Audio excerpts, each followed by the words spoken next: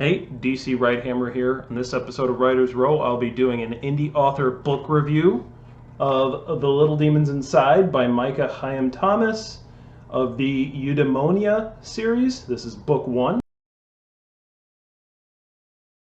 Quick bias alert, I am an independent author. I talked about that on a previous episode, and that leads to some bias. I also have personally met Micah Chaim, and I interviewed him on Writer's Row, so I just want to put that out there. So in this book, we follow Henry, down on his luck homeless drifter, who finds himself in the city of Phoenix, Arizona, on a particularly hot day, and his past come back to sort of haunt him. He was part of an experimental drug trial, an attempt to just get some cash to get by, and now he's just kind of wandering. And there's a really interesting scene at a Circle K gas station in the book. Fire erupts around him, he has this seizure, and he runs into Cassie, one of the other main characters, who's sort of a down on her luck nurse. She's at this blah point in her life where she doesn't know what she wants to do, who she wants to be, where she wants to go. And so there's this sort of serendipitous meeting that sets off basically the rest of the book. Early on in the book, I really got X-File vibes from it, which is one of my favorite shows ever. And then, yeah, about a quarter to halfway through the book, X-Files, the show, is mentioned. And so that was really cool to have that come full circle. I will admit, throughout the book, there are a lot of different side characters that we need to get some perspective from. And it does make sense as you go along in the book why we get them, but you really like Henry, and I really liked Cassie, and I could have followed them the whole story. And so sometimes it got a little frustrating when I was going to these side characters. I felt a little bit like I was head hopping. But there's a lot of discovery from the characters throughout the book as things play out, as crisis intensifies, and you do get this sense of building towards the climax, which I thought was done really well, even with the side characters, even with all the different plot lines that are kind of going on. You eventually get to the point where it all starts to converge in the book and in your mind at the same time.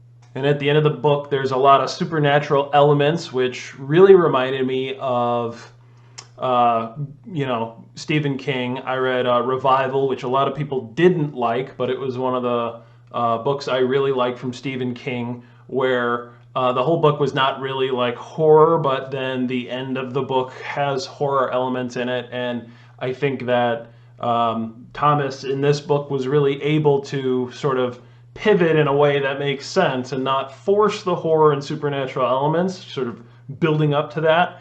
And that led to an ending that was both satisfying, but it did leave you wanting more, kind of what's next, what's gonna happen to the main characters after everything kind of resolves, and with what's left and where do we go from here. One thing I will say is the book opens with a prologue, which is not everyone's favorite, and that prologue is sort of this out of context existential sort of rant that is totally relevant to the story, but can slow down people's progress up front. I actually appreciated it, and I'm actually not opposed to challenging your readers up front. Doesn't mean less sales or less reads and reviews in the end, maybe, but I like to challenge the readers up front. If you want to get what's good in this book, I'm going to make you work for it, and I appreciated that about this book. I think this book did a good job of telling the story that it was set out to tell. I thought it was